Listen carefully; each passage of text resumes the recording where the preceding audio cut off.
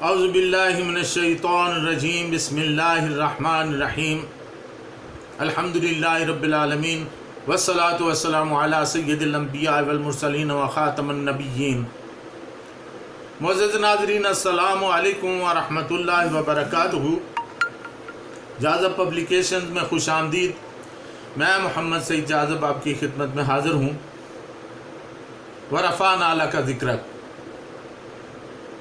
اللہ تعالیٰ نے اپنے حبیب صلی اللہ علیہ وسلم کے لیے فرمایا کہ اے حبیب صلی اللہ علیہ وسلم، میں نے آپ کا ذکر بلند کر دیا ہے۔ اور جیسا کہ میں نے عرض کیا تھا، اسی رفع ذکر کا سلسلہ ہے کہ اللہ تعالیٰ نے یہ بھی فرمایا ان اللہ و ملائکتہ یصلون علی النبی یا ایھا الذین آمنوا صلوا علیہ وسلموا تسلیما۔ بے شک اللہ تعالیٰ اور اس کے فرشتے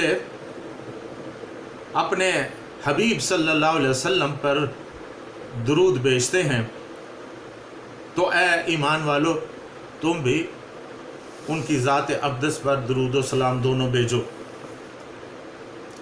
تو آگے بڑھنے سے پہلے آئیے آقا دو عالم صلی اللہ علیہ وسلم کی ذات اقدس میں درود و سلام پیش کر لیں۔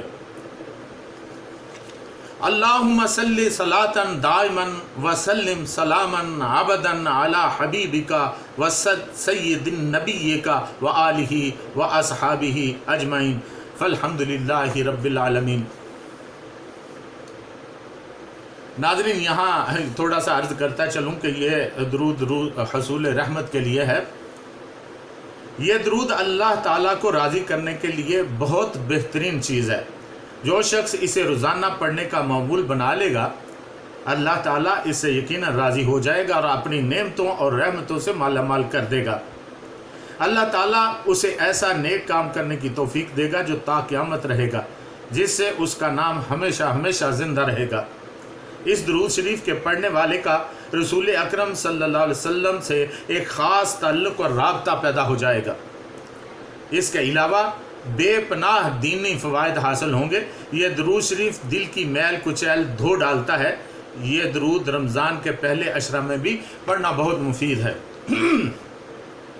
ناظرین، اب چلتے ہیں کہ آقا دو عالم صلی اللہ علیہ وسلم کی سماعت اور ان کی بصارت کے بارے میں بات ہو رہی تھی کہ نبی کریم صلی اللہ علیہ وسلم کے خود اپنے ارشاد کے مطابق وہ دور و نزدیک کی آواز سن لیتے ہیں اور پھر درود و سلام کا جواب بھی دیتے ہیں۔ اس سلسلے میں نے چند روایات بھی آپ کی خدمت میں عرض کر دی تھی، اور پچھلی نشست میں نے عرض کیا تھا کہ کس طرح آج کا سائنسی دور اس بات کی گواہی دیتا ہے کہ ہر طاقت رکھنے والا جس کے پاس کچھ اس طرح کی طاقت ہو تو وہ دور اور نزدیک دونوں جگہ سے وہ سنتا ہے۔ آج کا دور چونکہ سائنسی دور ہے، سیٹلائٹس کا سسٹم اس بات کی گواہی دیتا ہے۔ اس سسٹم میں آپ دیکھ لیجئے، کوئی ایک شخص کسی ایک جگہ پہ بیٹھا ہوا ہے اور اس کی آواز اور تصویر سبمٹ ہو رہی ہے، اور کسی دوسری جگہ پہ ایک آلہ رکھا ہوا ہے جس آلے میں اس کی آواز اور تصویر کو ریسیو کیا جا رہا ہے اور وہ دیکھ اور سن بھی رہا ہے۔ اس میں فاصلے کی کوئی قید نہیں ہے کہ وہ چند فٹ کا ہے، چند گزوں کا ہے، یا میلوں کا ہے، یا 1000 میلوں کا ہے۔ دنیا کے کسی کونا میں ہو، وہاں سے کوئی آواز لگائے تو کہیں دور بیٹھا ہوا شخص اس کو سن بھی لیتا ہے اور دیکھ بھی لیتا ہے۔ آج کے ٹیلی فون اور آج کی آپ دیکھتے ہیں کہ کچھ ایپس ایسی ہیں کہ جن کو انسٹال کر لیا جائے تو وہ آپ بالمشافہ اپنے عزیزوں سے کہیں دور بیٹھے ہوئے ہوں تو ان سے بات بھی کر سکتے ہیں اور ان کو دیکھ بھی سکتے ہیں۔ ये आम इंसानों का हाल है। नाज़रीन, अगर ये आम इंसानों का हाल है तो अल्लाह ताला के मुकर्रबीन का क्या हाल होगा, जिनको बिला वास्ता, ये वास्ते तो इंसानों के लिए हैं, अल्लाह ताला के मुकर्रबीन को किसी वास्ते की ज़रूरत नहीं है, वो बिला वास्ता भी देख और सुन सकते हैं। इसकी और भी बहुत सी तौजीहात है, मैं अर्ज़ करता हूँ। टेलीपैथी एक इल्म है जो हर इंसान अगर कोशिश करे तो वो उसको सीख सकता है। टेलीपैथी इर्तिकाज़ का एक नमूना है, एक तरीका है। अपनी तवज्जुहात को एक जगह मुर्तकज़ करके उन पर इस तरह हावी हो जाते हैं कि वो फिर जहाँ भी चाहते हैं वहाँ तक पहुँच जाते हैं, उनके दिमाग की लहरें वहाँ तक पहुँच जाती हैं। ये इल्म एक मोमबत्ती पर मश्क से शुरू होता है और अपने जहन को उस मोमबत्ती के शोले पर मरकूज करके इसकी प्रैक्टिस और मशक की जाती, और फिर इसका इतलाक इंसानों पर किया जाता है। यानी टेलीपैथी जानने वाला, मशक करने वाला अगर किसी इंसान के आंखों या उसकी तस्वीर को देख ले तो उसके दिमाग तक उसकी रसाई हो जाती है, और वो क्या कर रहा है, किस तरह कर रहा है, ये वो जान लेता है। और इसमें भी फासले की कोई कैद नहीं है कि वो बंदा नज़दीक बैठा है या बहुत दूर बैठा है। इसी तरह के अलूम में से हिप्नोटिज्म भी एक इल्म है कि इसमें दूसरी शख्सियत के दिमाग को हिप्नोटाइज कर लिया जाता है और उसको अपने काबू में कर लिया जाता है। और जिस तरह हिप्नोटाइज करने वाला चाहता है उससे वो हरकत करवा लेता है। ये आम इंसानों की बात है, इसमें भी कोई वास्ता नहीं है, कोई ऐसी चीज़ बीच में नहीं है, कोई आला मौजूद नहीं है, बल्कि ये दिमाग की लहरों का इर्तिकाज़ है। इसी तरह दीनी हलकों में जो हमारे औलिया अल्लाह हैं और जो सुफिया बुजुर्गान दीन हैं, उनके यहाँ मुराकबा की एक शक्ल है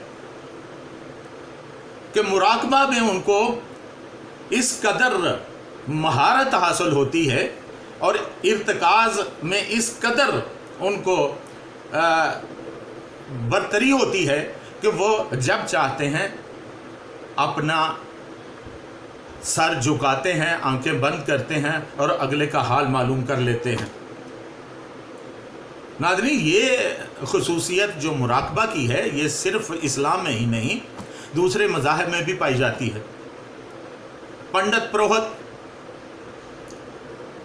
ईसाइयों के पादरी, यहूदियों के उलमा, उनमें से कोई भी प्रैक्टिस कर ले तो ये कुव्वत हासिल कर सकता है। लेकिन इस्लाम में इसकी थोड़ा सा हाल ज़रा मुख्तलिफ है। तो आम इंसान अगर ये कर सकता है तो सोचने की बात है कि अल्लाह ताला के मुकर्रबीन में से ख़ास तौर से वो अंबिया और उनमें से फिर सरदार अंबिया और ख़ातमुल मुरसलीन सल्लल्लाहु अलैहि वसल्लम की क्या हैसियत होगी। वो अल्लाह के महबूब भी हैं। अल्लाह ने क्या उनको इतनी कुव्वत नहीं दे रखी होगी कि वो जहाँ चाहें अपने इर्तिकाज़ से वो चीज़ हासिल कर ले और वहाँ तक पहुँच पाएँ, लोगों की बात सुन पाएँ, लोगों को जवाब बात दे सकें। यही मिसाल तो मैंने बयान की थी कि हज़रत उमर रज़ी अल्लाह ताला अन्हो कहाँ से बोल रहे हैं और कहाँ हज़रत सारिया रज़ी अल्लाह ताला अलैहि सुन रहे हैं और फिर उस पर अमल भी कर रहे हैं। ये कशफ की भी एक सूरत है। जब इर्तिकाज़ में इतना आगे चला जाता है, इंसान आगे चला जाए तो फिर उसको کشف ہونا شروع ہو جاتا ہے اور اس کا دماغ ایک لمحے کے لیے، ایک لمحے کے اندر اندر کہیں کا کہیں پہنچ جاتا ہے۔